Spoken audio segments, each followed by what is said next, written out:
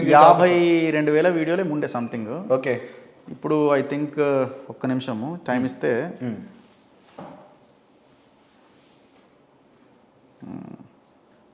50,000 change ఉండే. నిన్న చాలా వీడియోలు డిలీట్ చేశారు. ఓకే. నిన్న చాలా, ఇప్పుడు 49 సంథింగ్ వీడియోలు ఉన్నాయి. కానీ ఇవన్నీ కొన్ని ప్రైవేట్లో ఉన్నాయి. ప్రైవేట్ సంబంధించి వీడియోలు డిలీట్ చేయడం వల్ల ఛానల్కి ప్రాబ్లం అవుతుంది కదా. అవుతుంది కదా మరి. మరి అవన్నీ గుర్తుండవు కదా. ఇప్పుడు ఆయనకి ఎమోషనల్లీ ఆయనకి తగిలింది. ఓకే. నన్ను ఇది ఇట్లా చేస్తాడా, ఇక్కడే ఉండి పోయి ఇది చేస్తాడా అన్న దాంట్లో ఆయన ఏ లెవెల్కైనా వెళ్తాడు ఆయన. ఓకే. అది చెప్పలేమన్నమాట. ఇక ఆ కేసు వేరే ఉంటుంది. అంటే మీరు దగ్గర నుంచి చూసారు కాబట్టి అన్నీ తెలుసు కదా, ఏ రకంగా వాళ్ళని ఇది చేస్తాడు.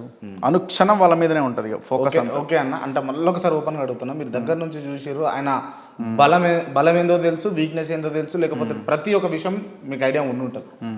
ఇప్పుడు మీరు చెప్పేది కూడా వదలడు, ఏదేమైనా సరే వదలడు అన్నట్టుగానే చెప్తున్నారు కదా. ఆ తట్టుకొని నిలబడే శక్తి రఘుకున్నదా? మనం ఏమైనా చేస్తే కదా మన మీద ఇంకేదన్నా చేయడానికి. నేను అదే అంటున్నా కదా. ఇప్పుడు బాగా సంపాదించినోడు ఏడబెట్టుకోవాలన్నా తెలియక వాడు ఏదో చేస్తే వాడికి ఇబ్బంది. మర్డర్లు చేసినోడికి ఇబ్బంది, కేసులు ఉన్నాయి, అది ఉన్నాయి, ఇది మన మీద ఏమున్నాయి. ఓకే, తప్పు చేసినోడికి ఇబ్బంది, నాకేమి ఇబ్బంది అని అంటావు అంతేనా? ఏమీ లేదు కదా ఆడ.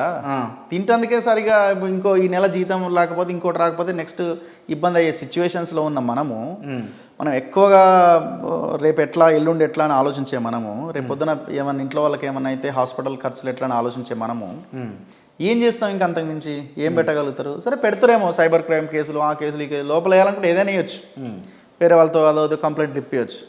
ఎంతకాలం చేస్తారు? అల్టిమేట్గా మనం కూడా ఎదుర్కొన్నాం. చాలా ఎక్స్పర్ట్స్ ఉన్నారు మనకి, చాలా గట్టిగా ముందుకు వస్తున్నారు. ఓకే. అడ్వకేట్ వితౌట్ ఫీజుతోనే ముందుకు వస్తున్నాను. నేను చాలామంది అడ్వకేట్స్తో కూడా మాట్లాడిపెట్టినా. ఓకే. అది కూడా మేము ఎదుర్కోవడానికి సిద్ధంగా ఉన్నాం. మాకు టీం ఉందండి, మాకు టీం ఉంది. ఓకే. పెద్ద టీమే ఉంది. బహుజనులంతా కలిసి మేము ముందుకెళ్ళే ప్రయత్నం చేస్తాం. అర్థమైందా? అంత ఆషామాషిగా ఇట్లాంటి వాళ్ళని వదిలిపెట్టడానికి ఏముండదు. ఏంటి ఎవరు లేడీ వెనకాల ఈడు ఒక్కడే కావచ్చు అని అనుకుంటున్నారేమో. మొత్తం కమ్యూనిటీ కదులుతుంది. అంటే కమ్యూనిటీ ప్రస్తావన. ఇప్పుడు నేను కమ్యూనిటీ అంటే నేను నా కమ్యూనిటీ గురించి చెప్పట్లేదు. నేనేమంటున్నా, నేను అరెస్ట్ అయినప్పుడు కూడా బీసీ సంఘాలు, దళిత సంఘాలు, గిరిజన సంఘాలు పెద్ద ఎత్తున మూమెంట్ ఇది రావడం వల్లనే వాళ్ళకి కేటీఆర్ రిపోర్ట్ తెచ్చుకుని ఏం జరుగుతుంది అన్నప్పుడు ఇదంతా బీసీలు ఈ దాంట్లోకి వెళ్ళిపోయింది, మనం ఇంకా టైట్ చేస్తే ఇబ్బంది అంటేనే నేను 13 రోజులకు వచ్చిన. నా మీద ఉన్న కేసులు ఏంటో తెలుసు, అన్ని నాన్ బెయిలబుల్ సెక్షన్స్, అన్ని నాన్ బెయిలబుల్ సెక్షన్స్. అంటే ఎంప్లాయీస్ని కొట్టిండని, అదని ఇదని, ఆ రోజు పోలీసుల మీద జరిగిన దాడి కదా అది, దాంట్లో పెట్టిన కేసు 4-5 నాన్ బెయిలబుల్ కేసులు అవి. అంతకుముందు నా ముందు అరెస్ట్ అయిన మిగతా వాళ్ళంతా 50 రోజులు ఉన్నారు అందులో. 13 డేస్కి బయటకు వచ్చాను నేను. ఓకే. ఇప్పుడు రఘు అనే వ్యక్తి కావాలని కుల ప్రస్తావన తీసుకొస్తుండే ఇప్పుడు ఈ వీడియోల ద్వారా. కులమేంది? బహుజనులు అంటే కులమా?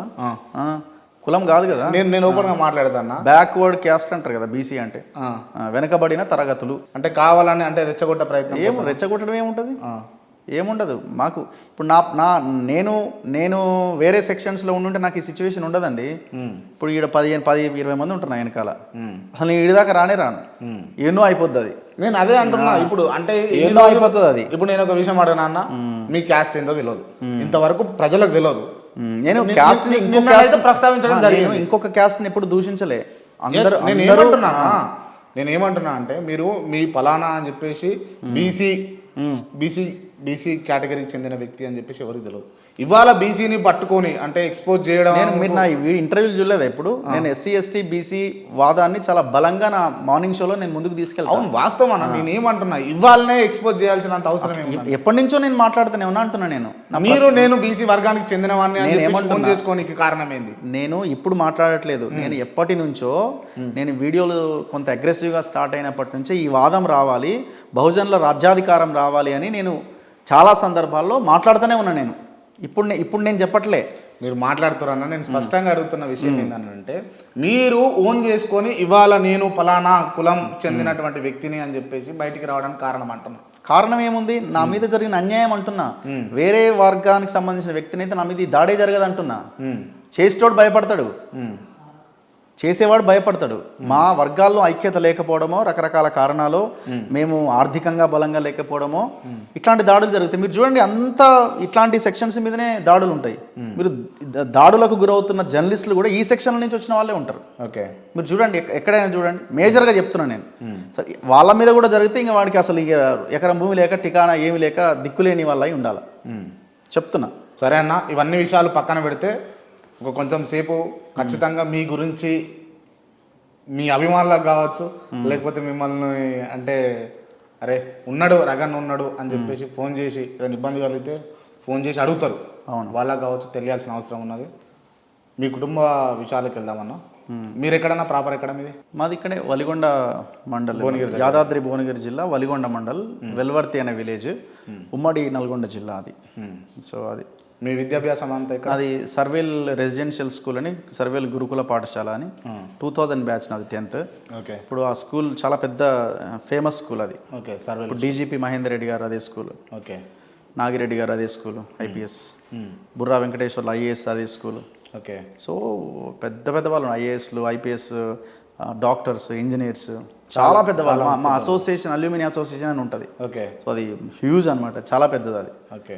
ఇప్పుడు గాదర్ కిషోర్ ఎమ్మెల్యే ఉన్నారు కదా, మా సూపర్ సీనియర్, నాకంటే 3 years, 96 బ్యాచ్ అనుకుంటాను అయింది. ఐ థింక్ నేను అనుకుంటా 96, 97 అనుకుంటా. ఓకే. గాదర్ కిషోర్ మా స్కూలే.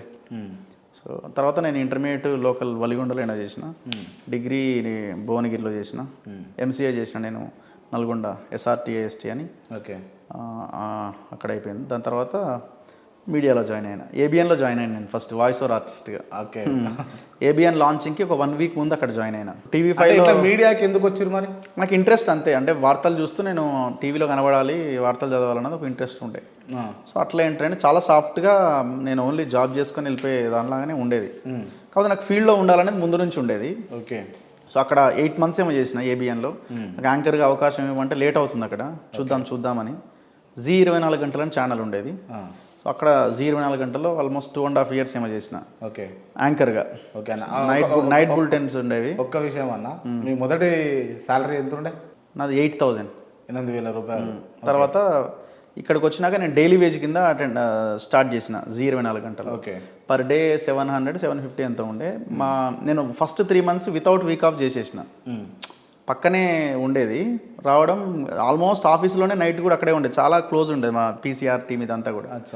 సో అక్కడ మంత్ అంతా చేసేది మొత్తం. 3 months without week off work చేసిన. నైట్ బులెటిన్స్తో స్టార్ట్ చేసిన. విత్ ఇన్ 10 daysలోనే ప్రైమ్ టైం 9 o'clock బులెటిన్ చేసిన నేను. ఓకే.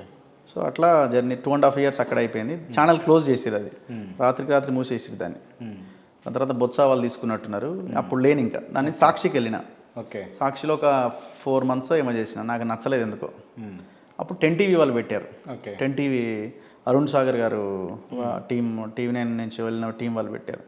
సో అది నాకు కొంత గట్టిగా స్ట్రాంగ్ బేస్ ఉన్న ఇదనమాట. కొంత కమ్యూనిస్టు భావజాలం, వామపక్ష ఐడియాలజీతో నడిచిన ఛానల్ కాబట్టి పబ్లిక్ ఇష్యూసే మేజర్గా ఉండేవి. ఓకే.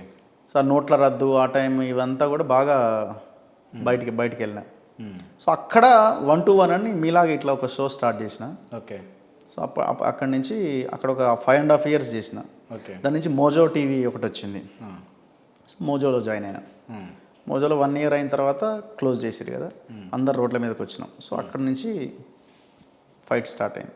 ఎక్కువ జర్నీ తొలివేలులో జరిగింది? లేదు, ఇక్కడ 3.5-4 years కదా ఇది. 10TVలో జరిగింది 5.5 years. 5.5 years 10TVలో. ఓకే. కంపేర్ టు 10TV, తొలివేలు కంపేర్ చేస్తే నాకు అన్నిటితో కంపేర్ చేస్తే తొలివేలు కదా ఐడెంటిటీ ఎక్కువ క్రియేట్ అయింది. ఇండివిజువల్గా మనం పని చేయగలిగితే మనకి ఎక్కువ ఫోకస్ ఉంటుంది బేసిక్గా. అవును. మనం ఏదైనా చేయడానికి అవకాశం ఇచ్చేది మనం ఇండివిజువల్గా పని చేసినప్పుడే.